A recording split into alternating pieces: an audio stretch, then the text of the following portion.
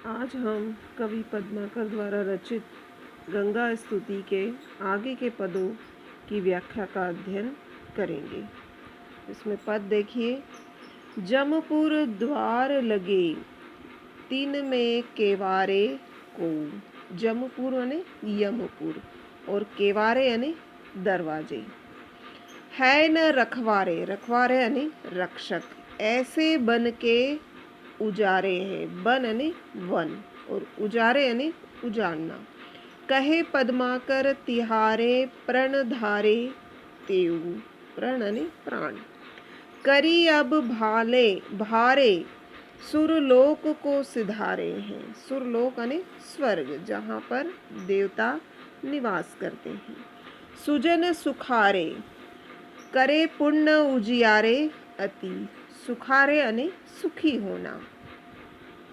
पतित कतारे, पतित यानी जो पाप करने वाले हैं। भव सिंधु यानी संसार सागर, ते उतारे हैं। काहू न तारे जिन्हें तिन्हें गंगा तुम तारे, तारे यानी उद्धार करना। और जेते तुम तारे तेते नभ में न तारे हैं। तो यहाँ पर संदर्भ होगा कि प्रस्तुत पंक्तियाँ कवि पद्माकर द्वारा रचित गंगा स्तुति से संकलित है। प्रसंग होगा, इस पद में कवि ने गंगा के महत्व का वर्णन करते हुए वर्णन किया है। इस पद में कवि ने गंगा की महिमा का बड़ी आस्था पूर्वक वर्णन किया है। अब अर्थ देखिए। जमपुर द्वारे लगे तीन में केवारे को। कवि पद्माकर कहते हैं कि माँ गंगा नदी के प्रवाह से यमपुर के दरवाजों पर मजबूत किवाड़ लग गए हैं। अर्थात अब गंगा के पुण्य प्रभाव से किसी को भी यमपुर में नहीं जाना पड़ता है न रखवारे ऐसे बन के उजारे। इसी कारण अब यमराज के नगर के द्वार पर कोई रक्षक या कोई पहरेदार नहीं है न रखवारे, यानी इसी कारण यमराज के द्वार पर कोई भी पहरेदार या रक्षक नहीं है। ऐसे बन के उजारे हैं और वहाँ तो ऐसी वीरानी छाई हुई है जैसे कोई निर्जन वन उजड़ गया हो।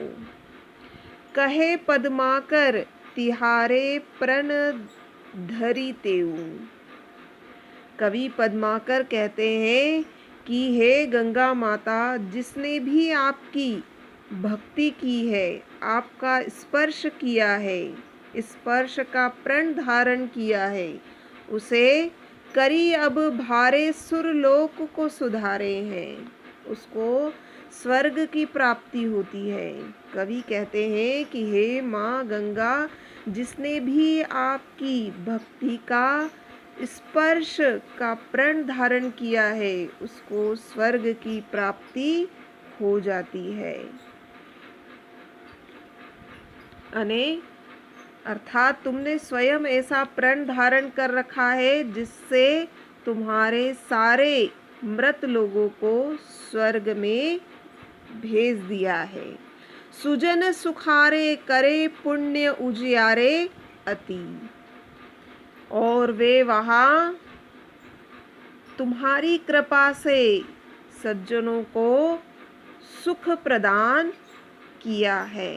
यानी तुम्हारी कृपा से ही उन लोगों को जो सज्जन थे उन्हें पुण्य उजियारे यानी सुख प्रदान किया है और सभी के पुण्य में वृद्धि हुई है।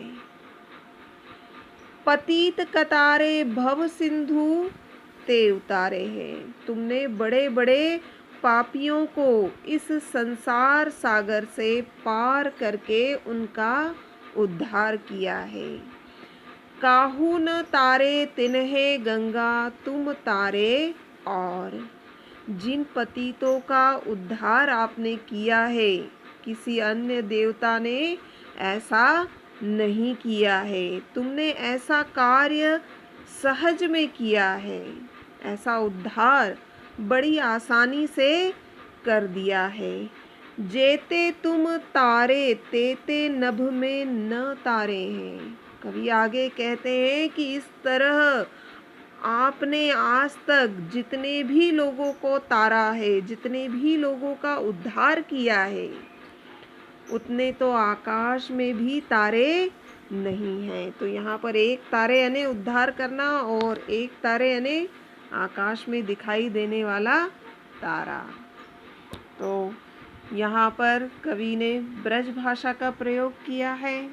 भाषा उनकी सरल और सहज है और यहाँ पर कवि ने पापियों का उद्धार करने की माँ गंगा की विशेषता बताई है कि वे पापियों का भी उद्धार कर देती है।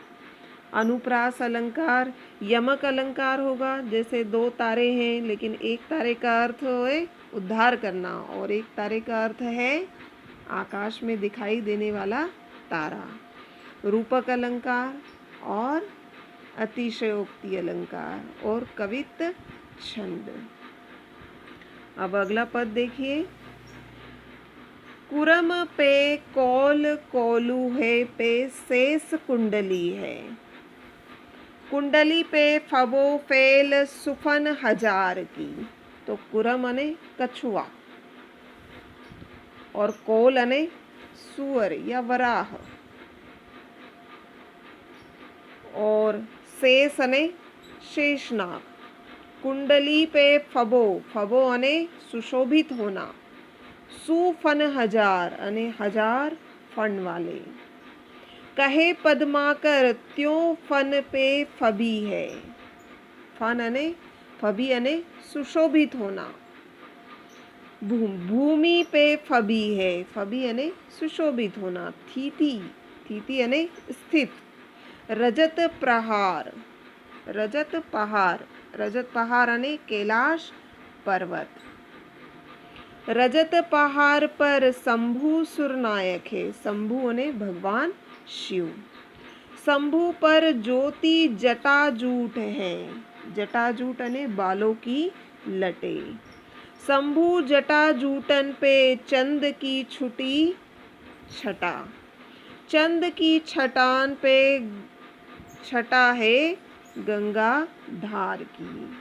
अब यहाँ पर संदर्भ वही होगा, कवि पद्माकर और गंगा स्तुति, और प्रसंग होगा इसमें कवि ने माँ गंगा के महत्व का बड़ा रोचक वर्णन किया है। अर्थ होगा कुरम पे कोल, कोलहू पे शेष कुंडली है। कवि पद्माकर माँ गंगा की महिमा का वर्णन करते हुए कहते हैं कि इस सृष्टि के ऊपर, इस सृष्टि में कछुए के ऊपर वराह विद्यमान है। ऐसा माना गया है कि इस सृष्टि में कछुए, यह सृष्टि कछुए के ऊपर टिकी हुई है और कछुए के ऊपर वराह विद्यमान है और वराह के ऊपर शेषनाग की कुंडली है। शेष कुंडली यानी शेषनाग की कुंडली है। कहे पद्माकर त्यों फन पे फबी भूमि है। कवि पद्माकर कहते हैं कि शेषनाग के फनों पर ऊपर स्थित यह धरती सुशोभित हो रही है। कवि पद्माकर ने माँ गंगा की महिमा का वर्णन करते हुए कहा है कि यह सृष्टि कछुए के ऊपर विद्यमान है, ऐसा माना गया है। और कछुए के ऊपर वराह विद्यमान है और वराह के ऊपर शेषनाग की कुंडली पर बैठी हुई है। कौन? यह सृष्टि। और उस शेषनाग की कुंडली पे फैले हुए हजार फन शोभायमान हो रहे हैं। फैल सुफन हजार की, है ना। उस शेषनाग की कुंडली पर फैले हुए हजारों फन सुशोभित हो रहे हैं। कहे पद्माकर त्यों फन पे फबी है भूमि। कवि पद्माकर कहते हैं कि शेषनाग के फनों के ऊपर स्थित यह धरती सुशोभित हो रही है।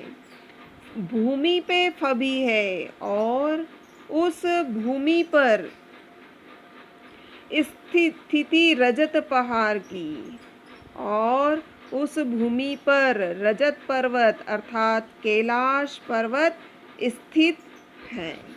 रजत पहाड़ शंभु नायक है और उस कैलाश पर्वत पर, उस रजत के पहाड़ पर भगवान शिव जी विराजमान हैं, जो सभी देवताओं के पूज्य ईश्वर है। शंभु पर ज्योति जटाजूट है अपार की, और भगवान शिव जी के सिर पर जटाजूट की एक अत्यंत आकर्षक जटा ज्योति है। शंभु जटाजूटन पे चंद की छूटी छटा, और उनके जटाजूट पर, उनके बालों की लट पर चंद्रमा की कला, चंद की छूटी यानी चंद्रमा की कला अपनी विशेष शोभा को धारण कर रही है। चंद की छटान पे छटा गंगाधार की, और उसी चंद्रमा की छटा पर गंगा की धारा की शोभा दिखाई दे रही है।